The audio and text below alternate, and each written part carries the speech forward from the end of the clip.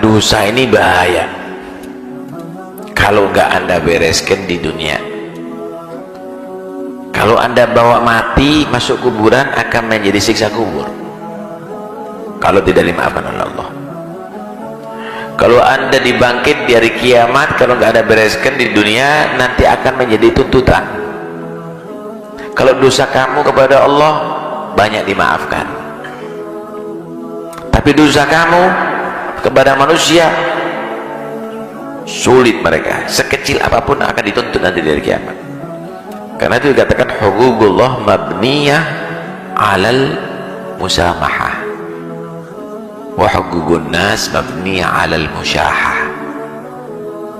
Haknya Allah itu kalau nggak beres, Allah itu memaafkan, banyak dimaafkan asal dia mendapatkan maaf kepada Allah. Hah? Kenapa? Selain dosa syirik bisa dimaafkan oleh Allah. Innallaha la yaghfiru ayyushraka bihi wa yaghfiru ma duna dzalika liman yasha. Allah itu tidak mengampuni dosa syirik, tapi Allah itu mengampuni semua dosa selain syirik bagi orang yang Allah kehendaki. Artinya kalau Allah berkenan maafkan, dimaafkan walaupun banyak dosanya.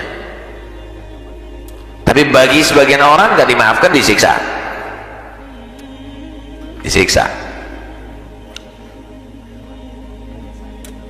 Haknya manusia banyak tuntutan.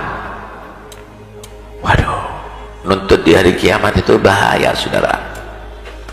Kalau sampean dituntut di dunia karena sepeda motornya diambil misalnya, diganti sepeda motor, selesai. Duitnya misalnya ditipu, dikembalikan duitnya, selesai. Tapi dari kiamat ada sepeda motor di sana, ada duit, ada. Terus gimana? Lah ini yang bahayanya. Itu Nabi menyatakan, pernah Nabi itu bertanya kepada sahabat, atadruna manil muflis? Tahukah kamu siapa orang yang bangkrut? Lu sahabat mikir ini bangkrut dunia gitu. Maka sahabat menyatakan, man laisa lahu dinar wala dirham. Ya habis-habisan bangkrut, dia berarti nggak punya harta sama sekali. Satu dinar pun nggak ada, satu dirham pun nggak ada. Kata Nabi, bukan itu, bangkrut akhirat. Bangkrut akhirat yaitu orang yang punya amal banyak, umrohnya banyak, hajinya banyak, sedekahnya banyak, salatnya banyak, puasa sunnahnya banyak. Weh, sudah orang ahli sedekah, ahli ibadah, ahli dzikir, macam-macam. Cuma banyak salah sama orang. Nah, nyaji semua orang, fitnah semua orang, riba terus sama tetangga, mengganggu terus demikian. Lah nanti dia di hari kiamat orang yang disalahin nuntut, ya Allah, dia pernah menghibah aku, dia pernah mencaci aku, dia pernah mengganggu aku, dia pernah menzalimi aku, dia pernah, dia banyak orang yang menuntut. Lah bayarnya gimana untuk menebus dosanya? Maka diambilkan dari pahalanya orang tadi. Sudah, kamu tak bayar umroh, kamu tak bayar haji, kamu tak bayar bangunan masjid, kamu tak bayar, dibayar, ditebus semuanya, habis amalnya. Habis. Loh, habis amalnya masih banyak yang nuntut. Masih ada yang nuntut. Maka Allah Maha Adil, mau ditebus dengan amalnya, amalnya sudah habis amal baiknya. Akhirnya dosa orang yang ia salahi dibebankan kepada dia. Oh, dia pernah mencaci, dosanya orang tadi itu mungkin pernah melihat yang haram. Nih, dikasihkan kepada orang tadi itu.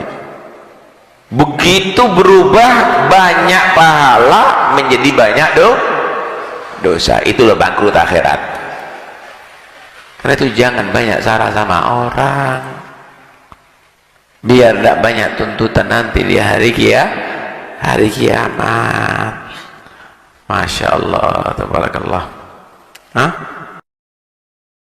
Ada Kang Darmawan yang bertanya, di sebalik kasus nasab ini, Mbak, apakah memang ada pihak eksternal yang mempengaruhi dan ikut terlibat dalam hal ini? Pertanyaan yang bagus, ya.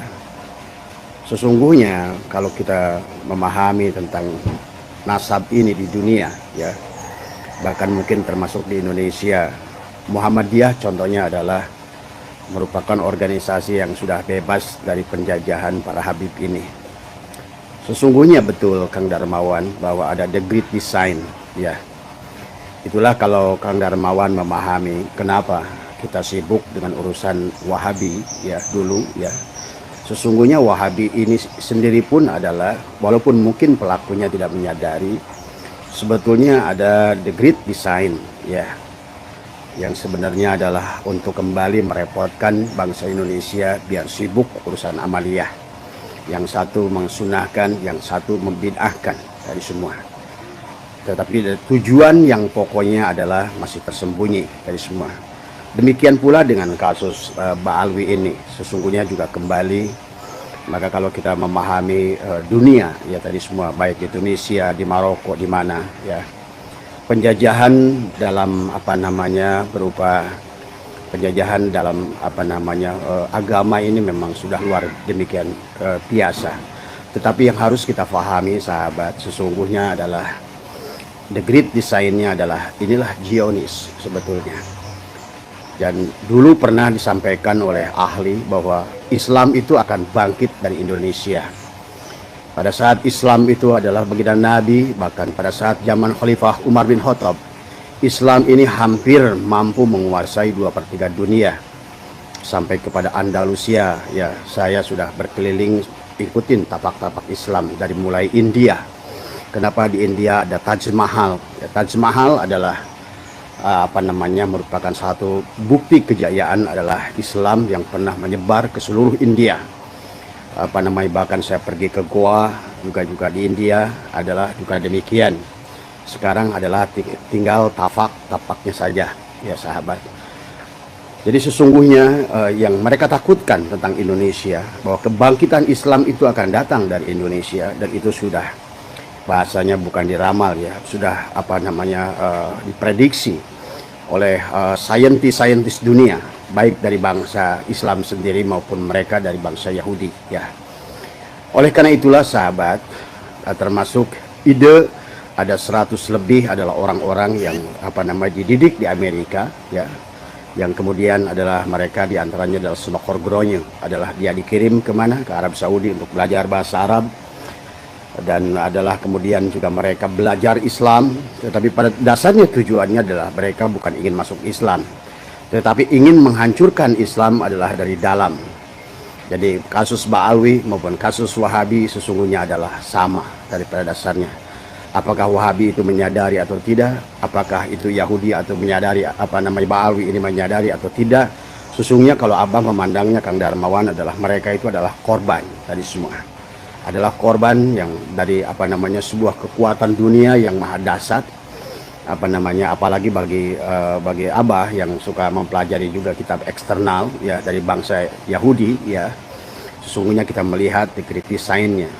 Indonesia adalah negara yang sangat kaya dengan budayanya. Bahkan kalau Anda mendengar kisah geolog dan antropolog yang ada di dunia, bahwa kenapa tentang Gunung Padang. Dulu pernah seorang geolog mengatakan bahwa sesungguhnya budaya tertua manusia itu ada di Pulau Jawa. Di antaranya adalah bukti sejarahnya adalah zaman megalitikum adalah dengan adanya Gunung Padang di Cianjur, ya, tadi semua. Tetapi kemudian dibantah oleh antropolog. Nah, kalau saya memilih antara antropolog dan geolog, saya lebih percaya kepada geolog. Bahwa sesungguhnya ada sebagian yang mengatakan bahwa Gunung Padang itu adalah merupakan tempat hartanya Nabi Sulaiman. Maka inilah Indonesia tidak akan lepas daripada penguasaan Barat, sahabat ya. Maka itulah kenapa Senokhorgronya diciptakan. Ya kebetulan pada saat itu Indonesia ada dalam penjajahan. Maka kalau seandainya kita semua mengenal sejarah, kapan mulai Belanda ini adalah mengacak-acak Islam. Bahkan termasuk Senokhorgronya mencetak ulang kitab Sirajul Talibin, termasuk juga adalah kitab Safinatun Najah. Nah inilah maka kita harus meriset ulang segalanya, karena sesungguhnya bahwa termasuk percetakan dunia di Beirut ya, Libanon itu yang sekarang mereka percayai oleh ulama Indonesia, kitab-kitab yang dicatat di sana itu, ingat ya, yang pertama menemukan mesin cetak itu adalah bangsa Yahudi tadi semua.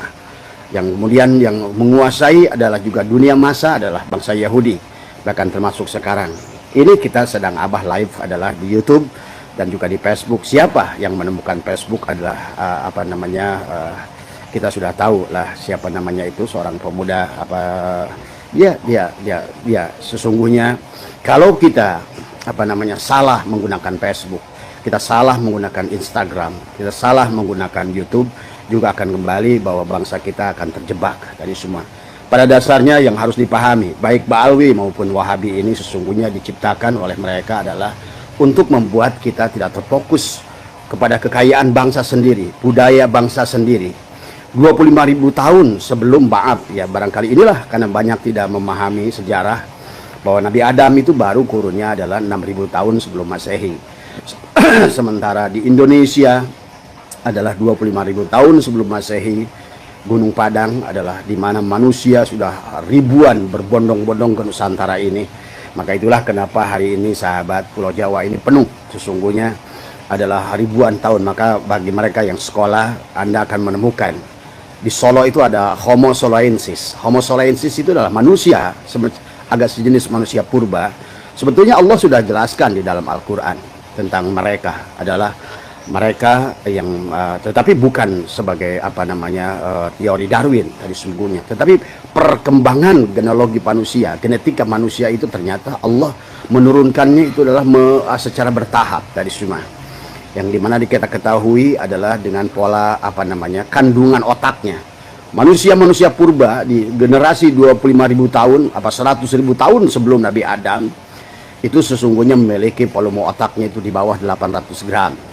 Sementara itulah kenapa manusia itu sesungguhnya berkembang pola pikirnya adalah setelah Nabi Adam. Itulah kenapa Nabi Adam disebut sebagai adalah sebagai khalifah pertama. Jadi Nabi Adam itu bukan manusia pertama, tetapi adalah khalifah yang pertama. Kalau dikatakan khalifah, dari kata khalifah saja sudah ngerti kita. Khalifah itu dari kata khalafah, artinya adalah pengganti. Sesungguhnya berarti ada makhluk sebelum Nabi Adam, dan sekarang di mana antropolog kemudian membuktikan, kemudian kita sudah bisa membuktikan dengan dengan ikatan karbon C14 kita bisa menguji sebuah benda itu sampai 1 juta tahun. Bahkan dengan radium kita bisa menguji benda itu sampai 1 miliar tahun. Belum lama adalah antropolog menemukan sebuah lukisan di dinding adalah di gua adalah di daerah Balakut tadi semua, yang mana dalam gua itu sudah tertulis adalah gambar-gambar manusia yang setelah diteliti oleh mereka oleh oleh antropolog bahwa sesungguhnya gambar itu ditulis adalah kurang lebih 53.000 tahun yang lalu. Artinya bahwa sesungguhnya kehidupan makhluk ini begitu lama. Itulah kenapa di dalam Al-Quran pada saat Allah ingin menjadikan Nabi Adam sebagai khalifah, terjadi perdebatan seolah-olah antara Azazil, bangsa ada jin, dari adalah merupakan gurunya para malaikat, seolah-olah saat itu adalah yang mereka tidak setuju diturunkannya kembali khalifah yang bernama Adam. Karena mereka selalu berkata bahwa makhluk sebelum Nabi Adam ini mereka adalah selalu berperang, mereka selalu menumpahkan darah. Ada sebagian mufassirin yang mengatakan itu adalah bangsa jin. Kalau menurut saya itu mufassirin yang tidak sekolah ya tadi semua, karena pada dasarnya tidak mungkin, apalagi bangsa jin itu adalah bangsa dari wal jana khalaqnahu min qablu min nari samum. Jin itu adalah diciptakan dari api, diciptakan sebelum kita manusia. Ia adalah dari api, tidak mungkin melakukan pertumpahan darah karena dia bukan makhluk adalah yang dohir seperti kita manusia. Jadi jelas Al-Quran sebetulnya sudah menjelaskan tentang manusia purba. Maka kenapa di dalam Al-Quran ada sahabat yang disebut basyarun, ada disebut insan. Maka inilah yang harus difahami oleh kita sampai apa namanya Allah berfirman dalam Al-Quran tadi apa namanya, ya ayyuhal insan ma gharraka bi rabbikal karim alladzi khalaqaka fasawwaka fa'adalak fi ayyi suratin ma syaa rakkabak. Itu adalah sesungguhnya keheranan Allah kepada kita manusia yang bernama insan. Tetapi pada firman-firman yang lain Allah menyebutkan manusia itu basyarun tadi semua. Maka kita harus bisa membedakan mana insan, mana basyarun tadi semua. Dan itulah kenapa di Solo ada Homo soloensis ditemukan 350.000 tahun yang lalu. Sementara Nabi Adam baru saja 9.000 tahun yang lalu. Kemudian di Wajak ada Homo wajakensis. Ada Homo apa namanya itu di Indonesia ditemukan di Wajak, di Solo, ada Mojokertoensis. Sesungguhnya juga ditemukan 135.000 tahun yang lalu. Belum lama sahabat di Perancis ditemukan panah. Yang panah itu adalah jelas panah itu tidak mungkin dibuat oleh malaikat dan oleh jin. Panah itu ditemukan umurnya sudah 53 juta tahun yang lalu. Artinya 53 juta tahun yang lalu adalah sudah ada kehidupan sesungguhnya. Maka inilah tetapi yang harus dipahami oleh semua adalah pada dasarnya kehidupan yang sesungguhnya dimulai adalah Nabi Adam, adalah sebagai khalifah. Nah, itulah maka sesungguhnya kalau kalian mempelajari sejarah dengan baik, mempelajari Quran dengan baik tadi semua ya, maka inilah akibat bahwa kita ini terlalu taklid buta, kita melupakan adalah hakikat akal yang telah Allah berikan kepada kita. Kenapa setiap Allah membuat contoh di dalam Al-Quran selalu Allah ingatkan afala yatafakkarun, afala ta'qilun, tadi afala yatadabbarun tadi semua. Dan itulah kenapa baginda Nabi selalu mengingatkan kepada kita untuk tafakur. Maka tafakkaru sa'atin khairun min ibadati alfi amin. Tafakur sesaat tentang hakikat Allah adalah lebih baik daripada ibadah 1000 tahun. Tetapi kemudian manusia, sahabat, terlanjur terdorong untuk melakukan ibadah kepada Allah, tetapi dia tidak mengenal kepada Allah. Bahkan orang-orang yang masih mempercayai Habib ini sebagai dzurriyyat Rasul karena dia nggak kenal kepada Muhammad. Itulah yang Allah ingatkan, wa man kana fi hadil a'ma fa huwa fil akhirati a'ma wa adallu sabila. Siapa yang tidak kenal kepada Allah dan Muhammad di dunia ini, maka dia tidak akan kenal kepada Allah dan Muhammad di akhirat nanti. Jadi inilah ya, kembali lagi tadi bahwa kekayaan Indonesia, kita memiliki seluruh mineral. Kita punya emas, kita punya timah, kita punya besi, kita punya timbal, kita punya bahkan kita punya luas wilayah, kita punya minyak, kita punya budaya yang luar biasa. Maka ya, sebagaimana dikatakan oleh mereka orang barat bahwa kebangkitan Islam itu akan datang dari Indonesia karena kita punya segalanya. Selain orangnya cerdas, karena memang bangsa Indonesia berasal dari bangsa-bangsa raja-raja. Tetapi sekarang orang-orang kemudian dijajah oleh Ba'alwi dengan menganggap dengan doktrin-doktrin yang sebetulnya adalah kebohongan. Tadi semua sampai saya berani menjamin, saya bilang tadi, bagi mereka yang masih mempercayai Ba'alwi, kemudian juga saya katakan kepada mereka, kalau kalian sekarang Ba'alwi tinggalkan dan saya akan tanggung dosa kalian semua, saya berani tadi semua. Karena saya yakin bahwa sesungguhnya ini adalah the great design daripada mereka-mereka adalah yang tidak mau Indonesia menjadi kekuasaan. Kalau Islam itu kuat, orangnya pintar, kemudian kekayaan alamnya luar biasa, maka dunia ini akan sujud kepada Indonesia. Dan ini yang tidak mau, maka selalulah apakah Amerika. Maka Anda lihat, pelajari sekarang. Kalau kantor HTI kenapa ada di London? Kantor pusat HTI itu adanya di London. Coba berpikir sedikit logik. Kenapa di London? London itu merupakan adiknya Israel. Sama kayak Amerika, London, dan Australia. 3 kekuatan ini sesungguhnya adalah sama saja dengan Yahudi sesungguhnya. Kalau inilah yang harus dipahami. Kemudian juga kantor HTI, kemudian kantor Ahmadiyah, kemudian juga kantor teroris-teroris, termasuk juga sebagian teroris yang dari Iran. Itu sesungguhnya kantor pusatnya adalah di London. Berarti sesungguhnya yang harus dipahami adalah yang harus marilah kita cerdaskan, kita bebaskan.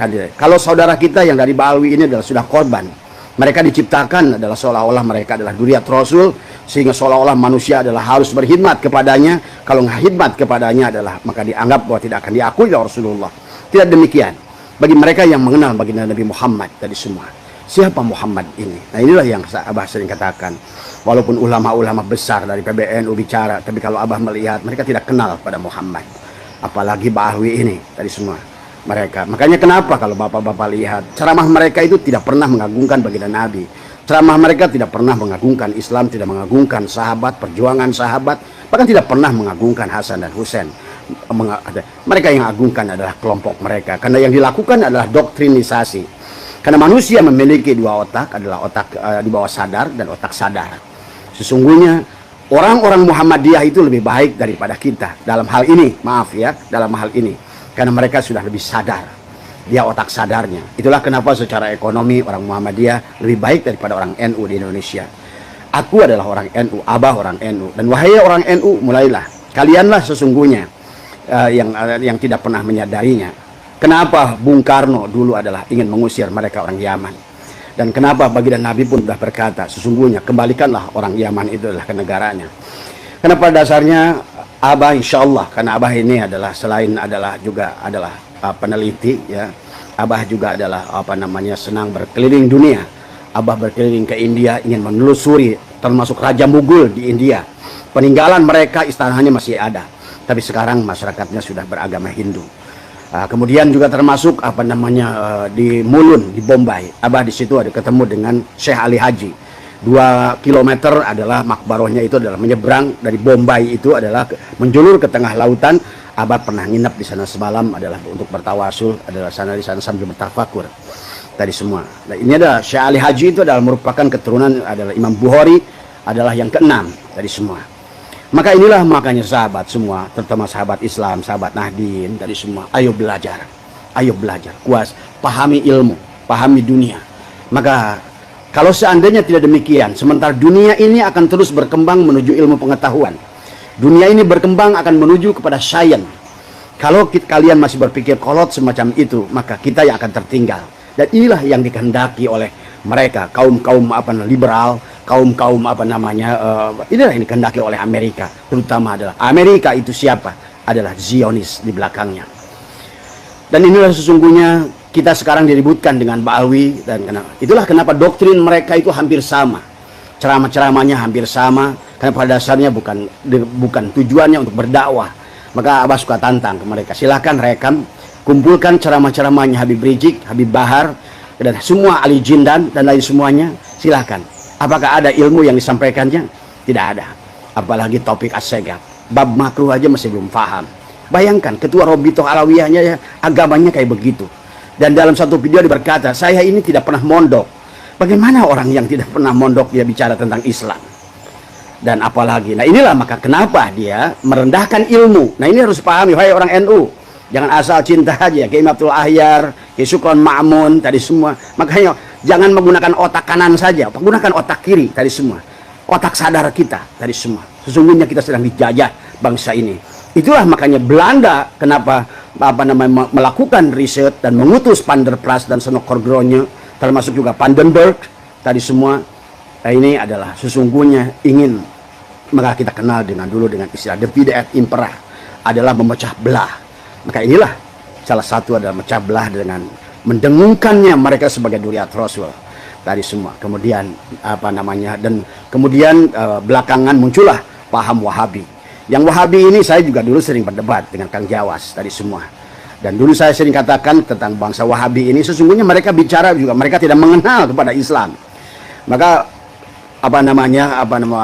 siapa Pak Jawas itu, Abdul Qadir, dia selalu bicara jangan doakan orang mayit dalam masjid, kemudian jangan bawa jenazah itu dengan ambulan, jangan doakan orang yang sudah mati karena in qata'a amaluhu illa min salasin dan lain sebagainya.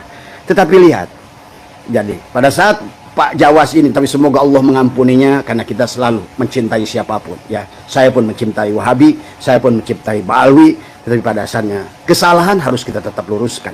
Kita harus cerdas. Lihatlah sahabat, wahai para pengikut Wahabi yang selalu berdebat, menantang debat dengan Abah dari dulu tadi semua. Lihatlah apa yang didakwahkan oleh Wahabi ini.